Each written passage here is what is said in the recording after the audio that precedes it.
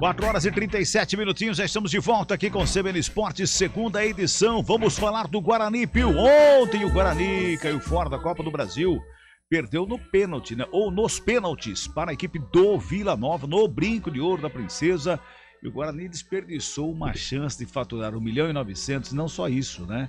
De seguir numa competição que é bem bacana, que é a Copa do Brasil. E que depois ia render quase 3 milhões, né? Pois é, ia brigar, tudo bem, que já, aí entraram os gigantes do futebol brasileiro, mas né? aí Mas sorteio mesmo assim, poderia pegar uma das zebras, um clube de repente menor. podia pegar um Flamengo, um Palmeiras. Mas ontem, sei lá, Corinthians. Ontem, ao término da partida, o George me falou, né?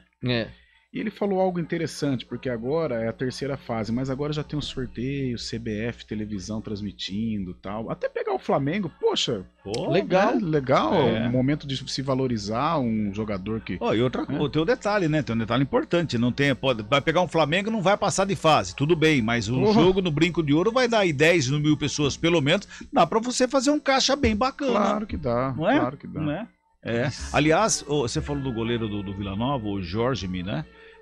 Hoje, na hora do almoço, no programa na primeira edição do CBN Esporte, nós descobrimos quem cornetou o Jorge naquele jogo onde ele jogou. O único jogo que ele falhou e foi demitido pela cornetagem. Que foi na estreia dele, inclusive. Exato, ele foi demitido pela cornetagem do senhor Marco Guarizo ao lado do senhor Carlão de Freitas, que estava no jogo naquele dia. Mesmo? Exatamente. Contra o Boa. Esse jogo foi um que o William Rocha fez. Eu tava nesse jogo, eu não Acho sei. que Eu foi sei esse que jogo, cornetaram lá, não fui eu. Que o William Rocha, o quê? Ele faz um gol no finalzinho. Agora não sei se foi o gol de empate ou já vai aparecer um bugrino bom de história aí. Agora eu acho que não, porque o Guarani, eu acho que o Guarani perde coisas. esse jogo, não perde? Porque tem um que o Boa faz ser o jogo inteiro. Aí no final o William Rocha vai lá e faz o gol, que ele tinha aquela comemoração, né, de soldado e tal. E o George Então achamos. Já pensou, ele fala ontem na entrevista? Quero falar sobre dois. Mandar um abraço. Eu mandava pra Marco Guarizo e Carlos Eduardo de Freitas. Pois é, já imaginou. Ia ser maravilhoso. Ia ser sensacional. Muito bem, muito bem. E foi um roteiro de jogão. Isso é inegável, né, Cabela? Porque o Guarani sai na frente, sofre a virada. E aí sofre a virada numa bobagem do Lucão, a gente já comentou aqui na abertura, parece ter dado um branco no Lucão, ele coloca a mão na bola. Depois o Giovanni Augusto faz um golaço, aliás, os dois gols do Giovanni Augusto, mas o segundo um golaço de fora da área, a bola ainda bate na trave e entra, empata o jogo já no finalzinho, 44 da segunda etapa. Aí na decisão por pênaltis, tava indo tudo certo, um faz, outro faz, Rodrigo Andrade no terceiro pênalti foi dar uma bomba na bola, sei lá o que passou na cabeça. Acho que foi o chute mais forte da vida dele. Meu Deus do céu, mas ele literalmente fechou o olho e meteu o pé na bola, ela explodiu no travessão. Vila Nova fez, Guarani fez com o Lucão, Vila Nova foi bater o quinto pênalti, o Kozlinski defende. E aí, tudo igual, vai para os alternados, e aí nos alternados o Guarani perde na cobrança do Ronaldo Alves, zagueirão. Que atrasou a bola. Não, atrasou, telegrafou, né? Aquela bola facinho. Que se o goleiro acerta o canto, ele faz a defesa, não tem como. E aí o Guarani eliminado da Copa do Brasil. Logo após a partida, obviamente, o Daniel Paulista analisou essa eliminação na competição nacional. O aspecto psicológico em todo momento ele é fundamental dentro de uma partida de futebol. Como você disse, nós começamos a partida muito bem, novamente pressionando o adversário, construindo jogadas, fizemos o primeiro gol, mas em determinado momento da partida a equipe começa a perder a confiança, né? Jogadores começam a oscilar muito dentro da partida, e isso tem sido de uma maneira muito geral, e é o que mais nos preocupa, para que a gente não possa fazer essas oscilações dentro do jogo, né? E aí isso acaba comprometendo, porque a equipe baixa o rendimento, deixa o adversário crescer dentro do jogo. Hoje, especificamente, dentro do primeiro tempo, eu enxerguei que nós começamos melhor o primeiro tempo, e a partir da metade do primeiro tempo o adversário começou a crescer e a gente teve essa oscilação de confiança.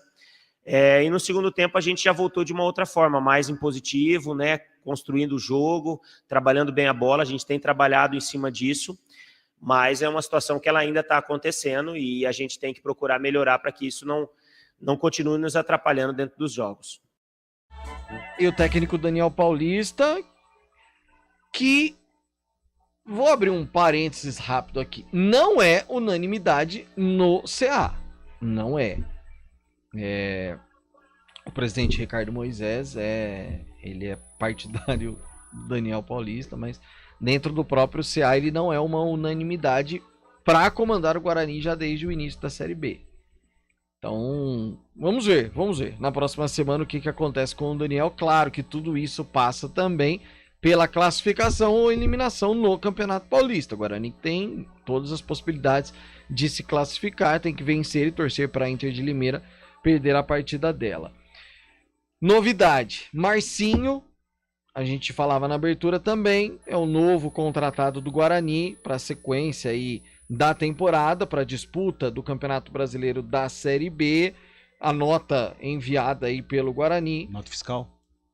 Nota fiscal. Diz o seguinte: Marcinho, revelado pelo Londrina, cidade onde nasceu e atuou no futebol paulista com a camisa do Oeste, além de ter jogado em outros centros e se destacou como um dos melhores da sua posição na Série B de 2020 com a camisa do Sampaio Corrêa. Foi negociado com o Cruzeiro e na atual temporada defendeu o Novo Horizontino. Márcio Barbosa Vieira Júnior nasceu em 28 de 7 de 95, tem 26 anos.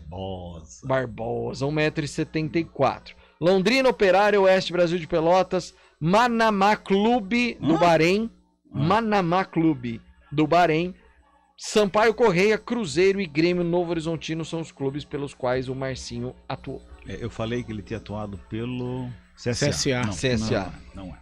Muito bem. Marcinho tá chegando, a gente falou já a respeito, né? Talvez para um possível lugar do Giovanni Augusto ou não. Eu acho que para ser um substituto do Giovanni, não. Tanto é que até na nota do Guarani, o grande momento do Marcinho foi em 2020, né? Pelo Sampaio Corrêa, tanto é que despertou o interesse do Cruzeiro. E de lá para cá, pouco apareceu. No Cruzeiro, se eu não me engano, tá no banco do Novo Horizontino. Tá no banco do Novo Horizontino. No Sampaio ele foi bem, realmente. Só que isso há 2 temporadas. Pois né? Pro elenco, pro grupo, para fortalecer, para uma campanha, importante. Eu acho que é um cara que pode ajudar. Agora, sai o Giovanni Augusto, não vai renovar com o Giovanni Augusto. Marcinho é o cara, dá 10 para ele. Aí eu acho pesado. Eu acho pesado. Só que aí você... Não sei se tem a ver com o Giovanni Augusto, mas aí no elenco tem Vitinho, né? Que pode ser um 10 também. Então Marcinho ou Vitinho? Não, tem o Vitinho, então bem, tem mas o Marcinho. Se você tiver que escolher entre Marcinho e Vitinho. O Marcinho. Então o Vitinho ficou na 3ª posição. Nossa, Vitinho. Então, isso que não tem. Era uma baita promessa também. Não tem.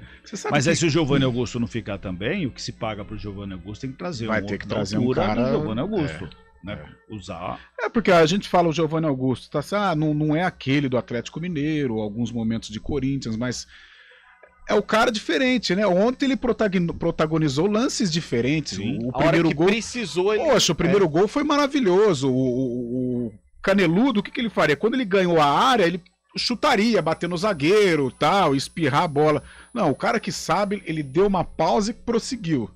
Ele matou o zagueiro, ele tirou o zagueiro da jogada, esperou o goleiro se posicionar e chutou no alto. E o segundo gol foi maravilhoso, digno de um cara decisivo. E, aliás, eu acho que o crescimento do Guarani no final da partida tem muito a ver com o Giovanni Augusto. Ele estava querendo, estava brigando, estava lutando. Ontem ele assumiu a responsabilidade. Ele jogou como um camisa 10, lembrou os tempos do Regis ano passado, gostei. Agora, olha só como que às vezes a gente está trabalhando na partida, não percebe. Eu estava conversando com o meu amigo de trabalho, o Vitor, Bugrino Roxo, aliás, até faz parte de um podcast do Guarani. Ele falou assim, por que o Júlio César não cobrou pênalti? Sendo que contra o Santo André teve, olha só, ele lembra que teve um quiprocó lá? Com o Giovanni Augusto e tal. É claro que depois a gente vai, né? O Gabigol contra o Atlético não bateu, tal. Se o Vitinho faz, não ia ter nada dessa discussão. Se o Guarani vence, ninguém ia falar. Mas, poxa, se o cara brigou pra bater contra o Santo André, por que ontem ele não brigou pra bater? Tinham 5 pênaltis pra serem batidos. Entendeu? Ele tinha que estar na lista. Verdade, tinha que estar na lista. Tinha que estar na lista. Quando ele falou, eu falei, caramba, é verdade. Bem sinalizado. E nem no sexto pênalti. Então, que foi o alternado. Tanto é que quem errou foi o Ronaldo Alves. Que, zagueiro. Convenhamos, numa cobrança de pênalti, você escolhe o Júlio César. Numa alternada, você não vai colocar zagueirão pra bater, né? Aquela coisa. O Cristiano Salveiro mandou aqui no YouTube se a esposa do Tom Brady é a Gisele Bündchen e ele não aguentou ficar em casa, imagina o restante do mundo. Vamos continuar falando do Guarani aqui, meu caro Rafael Pio. O Guarani só tem o Kozlinski fora no jogo contra o São Bernardo.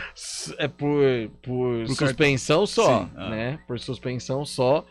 Mas fica a questão aí em relação à situação física de alguns atletas. Pelo que a gente observou ontem, o Iago estava, o Júlio César estava, então nenhum deles deve ser problema para o jogo do fim de semana.